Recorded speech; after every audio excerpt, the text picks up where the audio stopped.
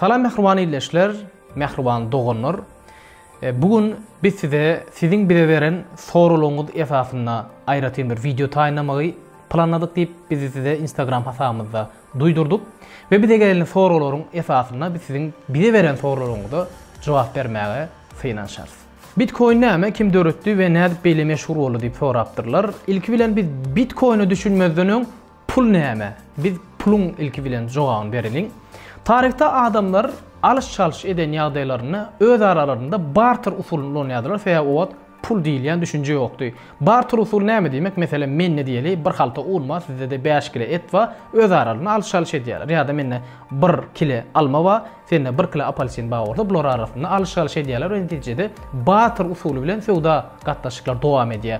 Belli bir wagt soň adamlar bu ýagdaýyň kynlygyna göz ýetirip bir tölew guralyny oýlap tapalyň diýdiler we o wagtlar balyk bloklary, deňizden çykýan balyk bloklary, gawyklaryny ýa-da balyk bloklaryň özlerini pul hökmüne ulanyp başladylar we bulan belli bir wagt soň ulanışdan galy adamlar bu gedek magdan pullaryny ulanyp başladylar. Ýani kümüşleri we altyn tengeleri, magdan pullary söwdanyň alış-çalış meselesi üçin ulanyp başladylar.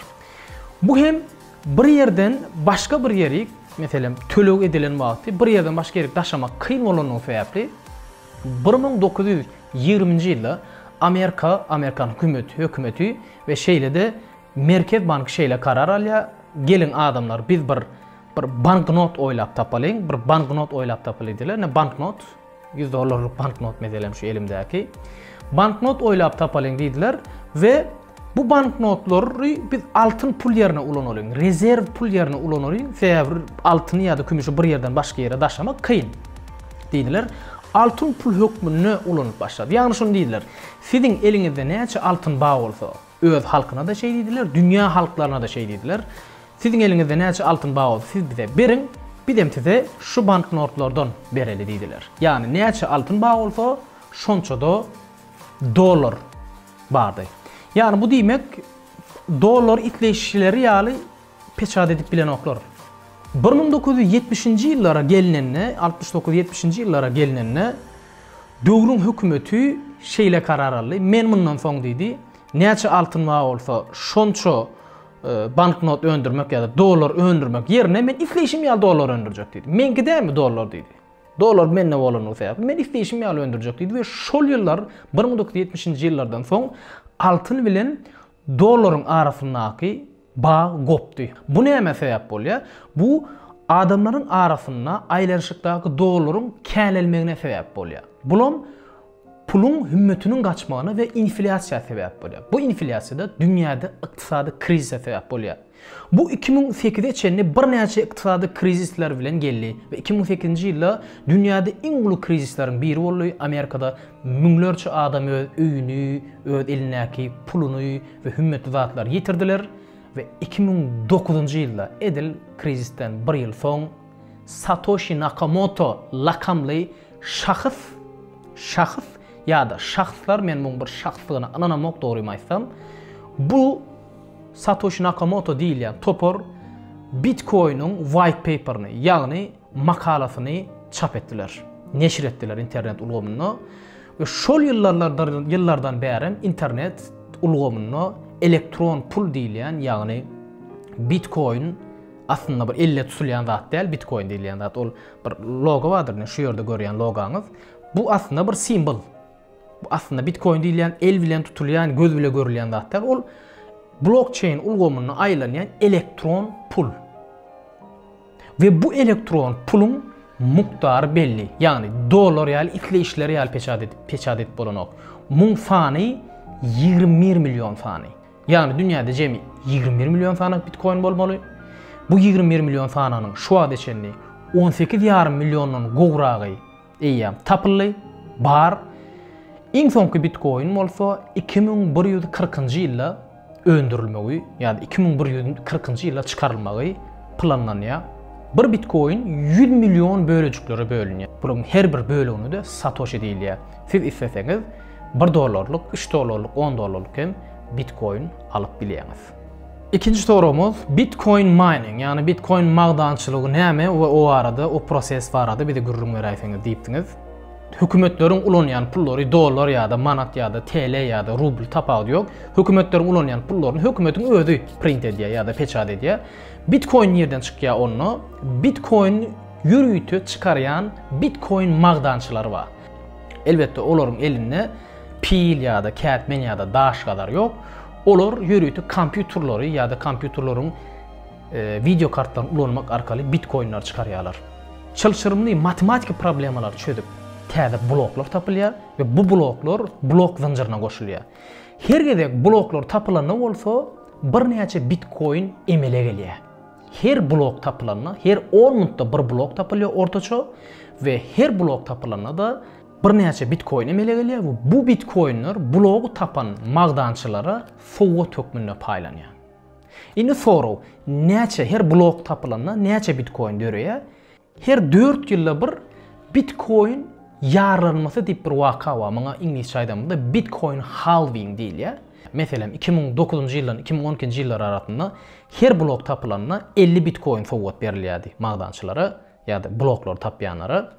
2012-nji ýyldan 2016-njy ýyla çenli 25 Bitcoin, 2016-2020-nji ýyla çenli 12,5 Bitcoin, 2020-den 2023-nji ýyla çenli 6,25 Bitcoin sowgat tökmünde magdançylara berilýär. 2009-njy ýylda adamlar gönümel öz eline kompýuterle ulanmak arkaly, eline kompýuterlaryň CPU-syny, ýani prosesoryny ulanmak arkaly bloklar tap bilýärdiler we bir näçe onuň dowamyny 100 Bitcoin ýalyk sowgat alyp bilýärdiler. Ýöne häzirki ýagdaýda Bitcoin tapmak adamlaryň köp magdançylaryň işe goşulmagy bilen bilelikde Bitcoin tapmak has kyn. Muň üçin ýürüýti video kartlar bolan, GPU-sy bolan ASIC aparatlar ulanýar. Bu ASIC aparatlar kompýutera USB salınyan yerden, salınyan flashka salınyan yerden ve bir näçe yerlerde şu wagt ýürüýti fermalar var. Kompýuter fermalar, bularyň maksady Bitcoin tapmak. Yani şol bloklar tapmak. Onda Bitcoin magdançylary iki yerden pul gazanýar. Birinjisi bloklar tap beren üçin Bitcoin mehanizmasy ona sowgat berýär. Blok tapylanyna bu birinji gazanýan ýeri Bitcoin gazanýar.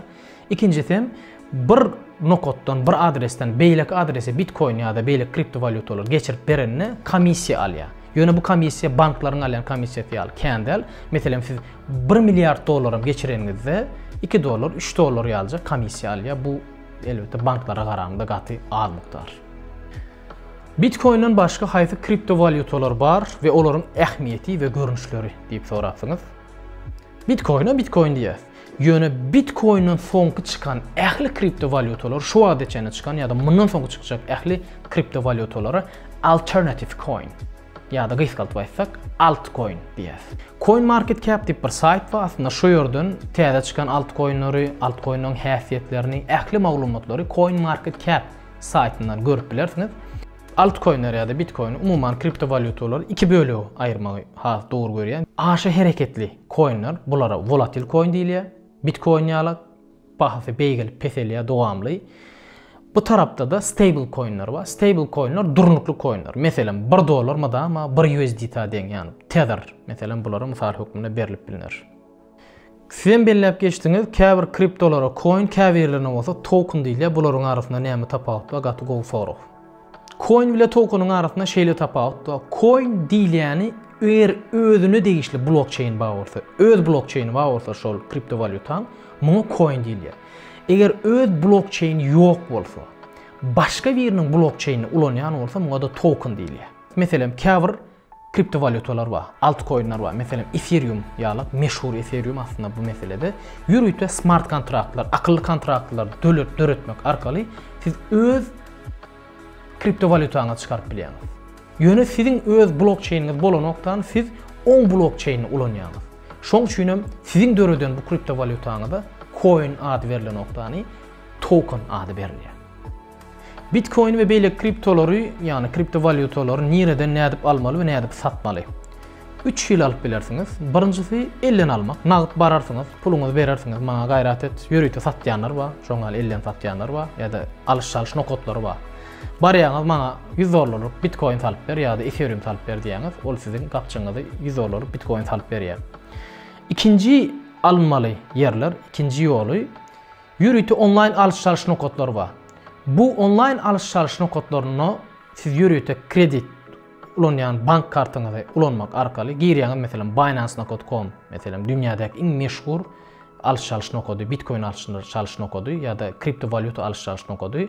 Türkiýede meselem BTC Türk bar meselem şolardan siz TL bilen ýa-da dollar bilen kartyňyz ulanmak arkaly, bank kartyňyz ulanmak arkaly şo ýerden alyp bilýäňiz.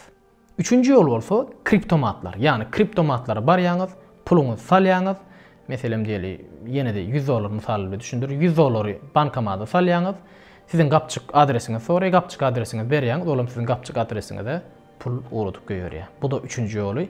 Satanňyzda da edil şu ýollar ulanýar. Ýene-de bize gelen soralaryň biri Bitcoin'leri ýa-da altcoin'leri näde saklamaly?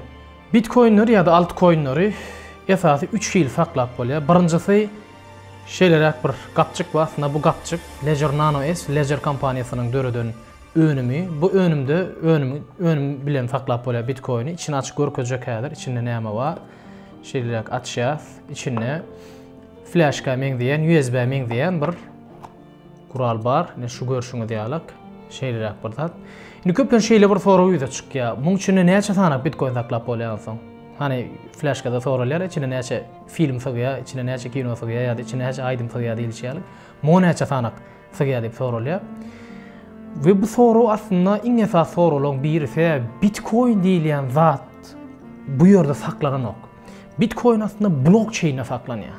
Beýleki 100 milyonlarca kompýuterlaryň içindäki bloklarda saklanýar. Men bu elimdäki zat näme? Bu şol ýerdäki bloklardaky size değişli bolan maglumatyň açary şu ýerde saklanýar. Kriptovalyuta gapçyklaryna onu diýmek, biz Bitcoin'ler ýa-da altcoin'laryň öýlerini däýerläni, şol bloklary ýetmek üçin, şol bloklary açmak üçin ulanýan açarlar şu ýerde saklaýar. İkinci saklanýan ýeri kagaz. Kagazyň üstüne biz private key'ler ýani ýörüýti açarlar ýazyp goýýas. Ýazyp goýanmyzda ýöne bu private key'ler ýitirmeler eger bu kagaz bir suraty alınsa ýa-da elektron görnüşe geçäýse howply bolýar sebäbi biz öýümizin açaryny başga birine beren ýalyk bolýar. Ýani biziň kagazyň üstüne ýazyp goýan private key'miz aslında bizim üçin şol blockchain'e girmek üçin bir açar. Indi private key diýilýän zat aslında şu ýagdaýda, şu ýerde görýän koduňyz görnüşinde saklanýar aslında. Ýöne bu ýerdäki ýekeci harpy üýtgedip ýalňyş ýazaýsak, eger şu kagazy ýalňyş ýazaýan ýagdaýymyzda onu biz hiç wagt özünde değişli blockchain'e özünde değişli kriptovalyuta yetip bilmeýäs. Onu näme etýär? Ýürüýti 12 söz ýa-da 24 san söz berilýär. Aslında şu 12 söz ýa-da 24 sözüm private key bir görnüşi. Adamlar ýalňyşmasyn diýip ýürüýti 12 sözlük ýa-da 24 sözlük private key'ler bar. Aslında şu kod şu 24 söz ýa-da 12 söz. Muny beýle öwürseň şu bolýar, muny beýle öwürseň bu bolýar. Üçüncü görünüş bolsa elektron görünüşdür. Bu sizin telefonuňyzda saklap bolar, belki elektron görünüşde, belki kompýuterlerde saklap bolar, belki online alış-çalış nokotlaryny saklap bolar. Ýöne bu ýerlerde saklamak howply. Köp mukdardaky Bitcoin'ler ýa-da altcoin'leri bu ýerde saklamak howply. Belki az mukdarda 10 dolar, 20 dolarlyk mukdarlarda saklap bolar. Ýöne köp mukdarda bu ýerde saklamak maslahat berilmeýär. Sebäbi eger koduňyz bir ýerine geline geçäýse, onu gönümel sizin şo taýdaky açaryňyzy alyp biler. Ünsberýän bolsaňyz gapçyklardaky açarlar diýen, sebäbi o ýerde Bitcoin ýa-da altcoin'ler şol blockchain'e giriş açarlar saklanýar. Hökümetler näme üçin kripto valyutalara garşy diýipdirler? Birincisi kontrol edip bolanok. İkincisi salyp bolanok. Sebäbi kontrol edip bolanok, salyp tutup bolanok puly. Oňal mehanizmasy ýok. Üçüncüden pulun kimden kime, haýsy maksat bilen geçirilenini bilip bolanok. Aslında kriptovalyutalardaky ähli gapçyklar açyk. Ähli ýerde görüp bolýar adreslerde, haýsy adresde näçe Bitcoin ýa-da näçe altcoin'in bardygyny görüp bolýar. Ýöne muň kime değişlidigini, eger bir ýerden başga ýere geçirilen ýagdaýynda haýsy maksat bilen geçirilenini ýa-da kimden kime geçirilenini bilip bolanok. Ve hökümet ýa-da döwlet muny kontrol edip bilenok. Şoň üçin hem döwletler bu ýagdaýa garşy. Bitcoin ve beýle kriptovalyutalar döwletlere ve hökümetlere garaşly däl bolsa, onu hümmetini kim kefitleýär? Aslında kriptovalyutalarda ähli önümlerde öndürülen önümün miktarı ve bu öndürülen önümün miktarına karşı talaba göre baha kesitlenýär. Mesela elimde 2 kilo alma var. Bu 2 kilo almanı bazara var satacak olumda men näme diýen 10 manat diýen bahasyna hiç kim alan ok. 9 manat alan ok. 5 manat adamlar bahany almany elimdäki almany 10 manat berip 2 kilo almany alyp gitdiler. Diýmek almanyň bahasy 5 manat. Elimde bolan önümün miktary az, ýöne talap kän bolsa baha artýar.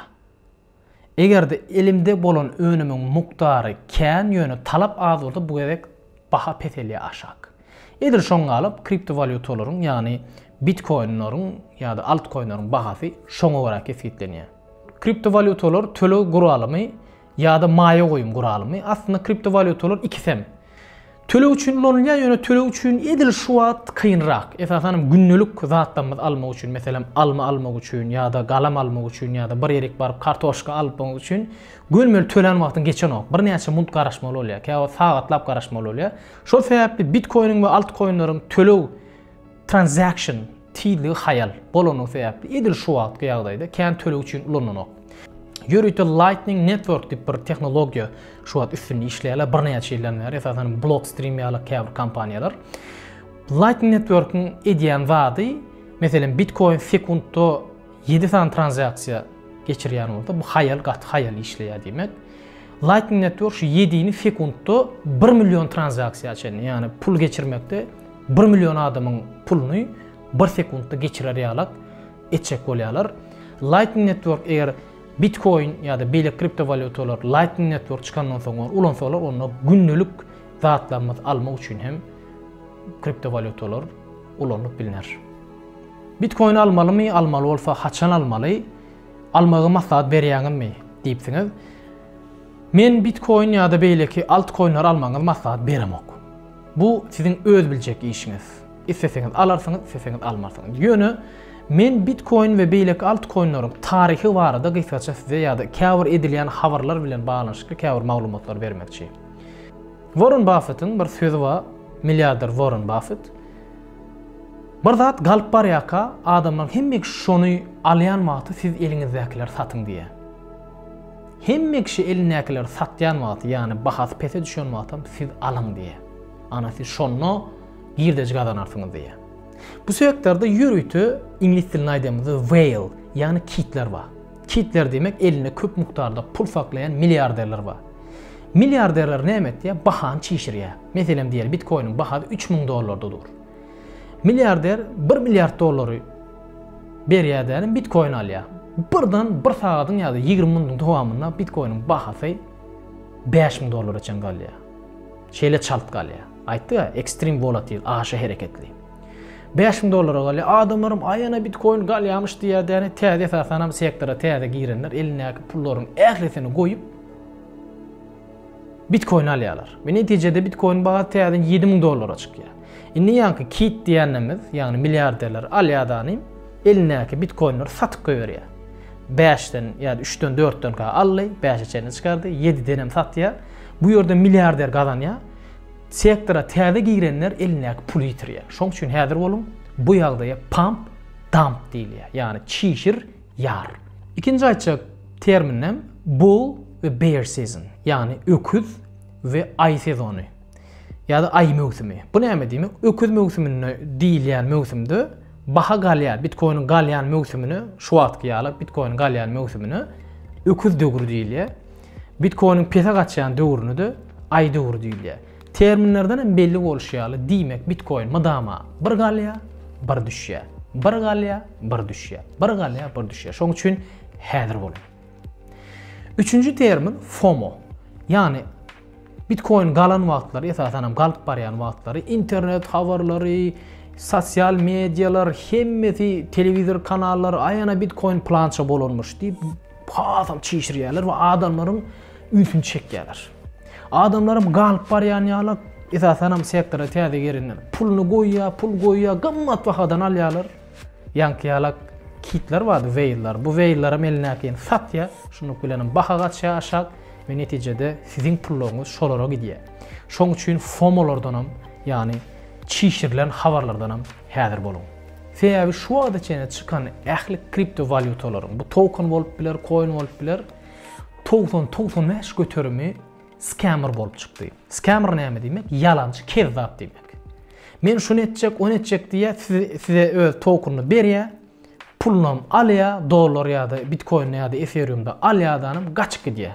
Eger biziň siz bilen paýlaşýan videolarymyz siziň göňüňizden turýan bolsa, kanalymyza goşulmagy, esasanam kanalymyza goşulmagy, paýlaşylan videolara tomaş etmegi, like goýmagy we tesbir ýazmagy unutmaň. Sebäbi YouTube algoritmasy köp like goýulan, köp tesbir ýazylan we köp agzaly bolan kanallary köp adamy görkezýär. Köp adamy ýetmegimiz üçin biz muňa mätäçlik duýýas.